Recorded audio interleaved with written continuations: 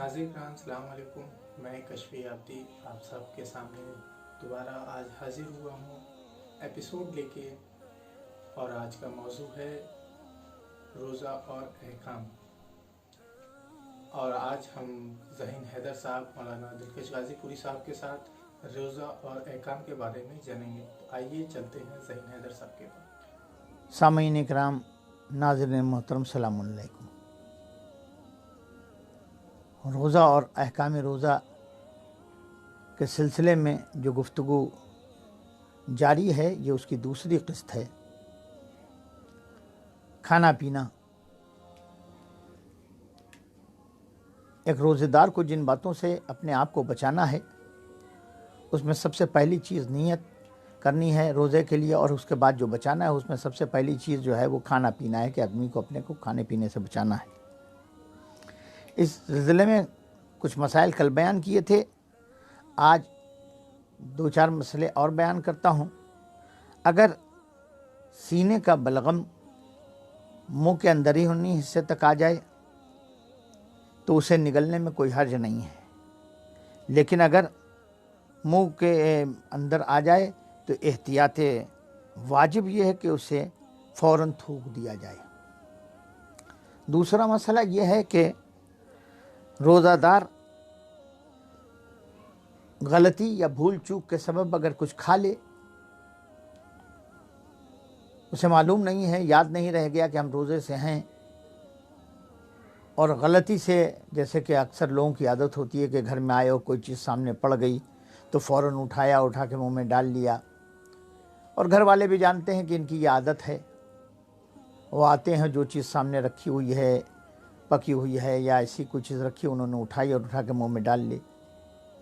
اگر ایسا ہی ایام ماہ صیام میں ہو جائے کہ انسان اپنی عادت یا غلطی اور بھول چوک کے سبب کوئی چیز اپنے دہن میں داخل کر لے اور کھا لے، یہاں تک کہ وہ حلق میں اتر جائے، تو اس کا روزہ باطل نہیں ہوتا۔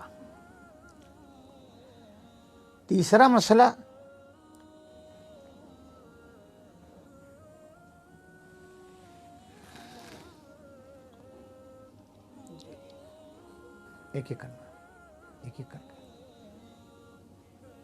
ایک مسئلہ اور ہے جو اکثر ذہنوں میں آتا ہے، اور لوگ پریشان رہتے ہیں کہ اس کا حل کیا ہے، اس کا جواب کیا ہے۔ وہ ہے منہ میں پانی آنے کا۔ محاورہ بھی ہے کہ چیزوں کو دیکھ کے منہ میں پانی آتا ہے، یا چیزوں کے بارے میں سوچ کے منہ میں پانی آتا ہے۔ اگر ایسا کسی روزے دار کے ساتھ ہو جائے کہ وہ کسی چیز کو دیکھے اور اس کے منہ میں پانی آ جائے، یا کسی چیز کو سوچے اور اس کے منہ میں پانی آ جائے، تو ایسے منہ میں پانی آنے سے اور اس کو نگل لینے سے روزہ باطل نہیں ہوتا، کیونکہ بہرحال وہ دہن کی چیز ہے، اور دہن کو چیز جو ہے وہ پیٹ کے اندر ہی جائے گی، لہذا روزہ اس سے باطل نہیں ہوتا۔ ناظرین محترم، ایک مسئلہ اس سے پہلے میں بیان کر چکا ہوں، لیکن اس کی ذرا سی وضاحت اور کرنا چاہتا ہوں۔ وہ ہے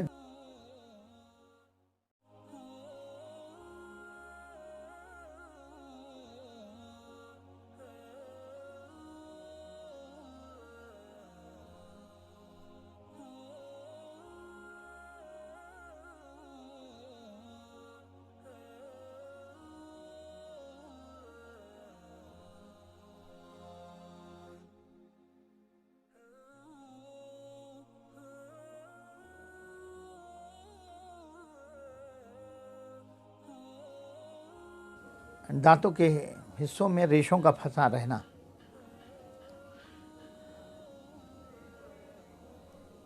اگر کوئی روزہ دار ایسا ہے کہ جس کے دانتوں میں گیپ ہے، جس میں غذا پھنس جاتی ہے، تو سحری کے وقت اس کا خلال کرنا ضروری نہیں ہے، لیکن اگر اس کو اس بات کا علم ہے کہ ہم خلال نہیں کریں گے، غذا کے ریشے دانتوں میں پھنسے رہیں گے، اور وہ दिन के किसी हिस्से में निकल कर पेट में चले जाएंगे दहन के ज़रिए, तो ऐसी सूरत में हुक्म यह है कि उसे चाहिए कि वो सहर के वक्त खिलाल कर ले, ताकि जो रेशे भी दांतों में फंसे हुए हैं वो बाहर निकल जाएं, चाहे उसे थूक दिया जाए या वो अगर अंदर चले जाएं तो उससे निजात पा ली जाए। सहर से कबल ही ये आदमी को ख्याल इस बात का रखना चाहिए। एक मसला ये भी है कि अक्सर अफराद ये पूछते हैं कि ये बताइए, हमें बड़ी कमज़ोरी महसूस हो रही है, हम बहुत ज़्यादा नकाहत महसूस कर रहे हैं, ताकत बदन में नहीं है, तो हमें क्या करना चाहिए? देखिए, सबसे पहले ये याद रखिएगा कि हुक्म इलाही ज़बरदस्ती किसी के लिए नहीं है। ला इकराह फिद्दीन, दीन में कोई ज़बरदस्ती नहीं है, लेकिन शरीयत ये कहती है कि हमने तुमको अहकामात तुम्हारे ऊपर वाजिब किए हैं, तो तुम्हें उन अहकामात की पासदारी करनी है, पाबंदी करनी है। और मैं इससे पहले भी ये बात कह चुका हूँ कि शरीयत का कोई हुक्म ऐसा नहीं है कि जो अल्लाह के लिए हो, बल्कि उसका सारा फ़ायदा हमारी ज़ात को मिलता है। हम कोई काम भी कर रहे हैं वो हमारी ज़ात के लिए, नमाज़ पढ़ रहे हैं तो ऐसा नहीं कि अल्लाह, मैं कह चुका हूँ कि अल्लाह को हमारे सजदों की ज़रूरत नहीं कि हम सजदा करेंगे तभी अल्लाह अल्लाह बनेगा। हम रोज़ा रखेंगे तभी उसकी हुकूमत साबित होगी। हम हज करने जाएंगे तभी मालूम होगा कि अल्लाह कादिर मुतलक है जो हमको बुला रहा है। हम ज़कात निकालेंगे तो मालूम होगा कि अल्लाह के पास माल है। हम सदा करेंगे तो समझ में आएगा कि अल्लाह का इख्तियार है। नहीं, ऐसी कोई बात नहीं है। अगर सारी दुनिया मुसलमान के, अगर सारी दुनिया सजदा छोड़ दे तब भी वो अल्लाह अल्लाह रहेगा। अगर सारे मुसलमान रोज़ा छोड़ दें तब भी वो अल्लाह अल्लाह रहेगा।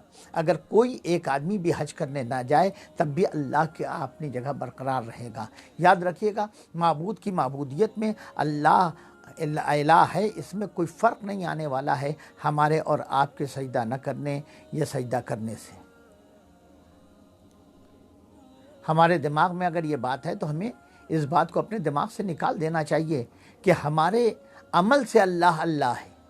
नहीं, वो लायक इबादत है, वो लायक सजदा है, वो लायक रियाजत है, वो इस काबिल है कि उसके आगे सर झुकाया जाए।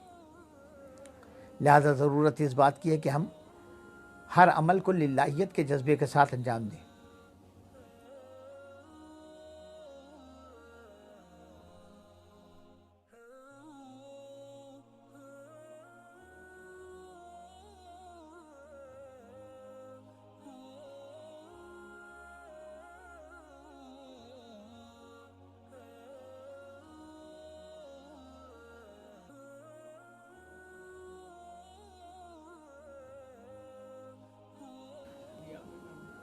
मैं आपसे कह रहा था कि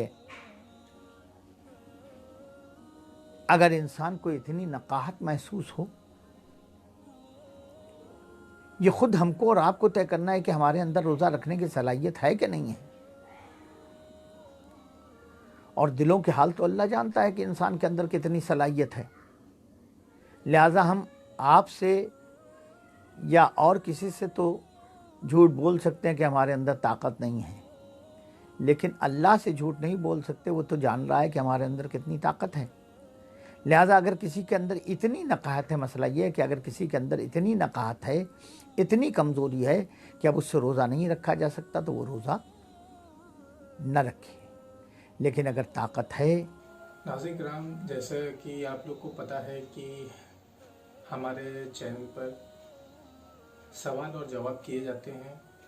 सवाल और जवाब डेली, हर रोज़ की जैसे कि 4 सवाल हमारे यहाँ बताए जाते हैं। मौलाना ज़हीन साहब उसका जवाब देते हैं। लोग अपने सवालात हमें व्हाट्सएप के ज़रिए या यूट्यूब पे कमेंट करके सवालात पूछते हैं, और इसका जवाब अगले 2 दिन में उनको यूट्यूब पे वीडियो में जवाब मौलाना ज़हीन साहब के ज़रिए मिल जाता है। तो सिलसिले में स्टार्ट करते हैं। आज का पहला सवाल है कि हम कुरान पढ़ते हुए बात करते हैं और कभी कभी हंस भी देते हैं, तो इससे बचने के लिए क्या करें? आपने ये सवाल जो किया कि कुरान पढ़ते वक्त हंसी आ जाती है या बातें होने लगती हैं, तो ऐसे में क्या करना चाहिए? जवाब यह है कि हंसने या दरमियाने तिलावत बात करने से कोई कबाहत नहीं है।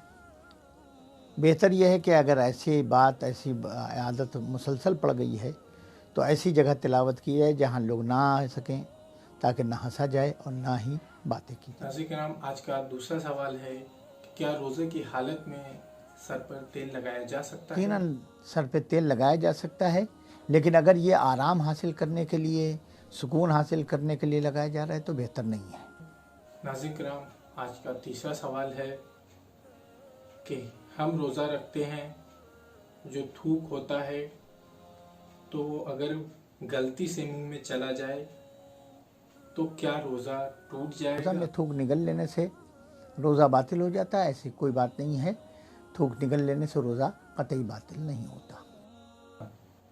नाज़रीन किराम, जैसा कि 3 सवाल हो चुके हैं, चौथा सवाल और आखिरी सवाल है कि सबसे पहले रूह समीन पर जनाब आदम अलैहिस्सलाम आए। बुत परस्ती और आतिश परस्ती किसके ज़माने से शुरू हुई? आतिश परस्ती और बुत परस्ती कैसे दुनिया में राइज हो गई? याद रखिएगा कि दुनिया में सबसे पहले हज़रत आदम आए हैं और उन्हीं से ये पूरी दुनिया आबाद हुई है। आतिश परस्ती की इब्तिदा यूं ही कि जब जनाब हाबिल और काबिल ने अल्लाह की बारगाह में अपने अपने हदाया पेश किए और जनाब हाबिल की नज़र अल्लाह की बारगाह में इस तरह मकबूल हुई कि एक बिजली गिरी और उनकी चंद बालियों को उसने जला दिया, और ये इस बात का ऐलान हो गया कि जनाब हाबिल की नज़र कबूल हो गई। तो शैतान काबिल के पास आया और उसने कहा कि तुम देख रहे हो कि आग कितनी ताकतवर है। फिर उसने काबिल को बहकाया और काबिल बहक गया। उसी दिन से आतिश परस्ती यानी आग की पूजा की रस्म ईजाद हुई, जिसको सबसे ज़्यादा बढ़ावा मिला जनाब सालेह के ज़माने में। और बुत परस्ती की इब्तिदा यूं हुई कि जनाब आदम की नस्ल में कीनान नाम के एक शख्स पैदा हुए।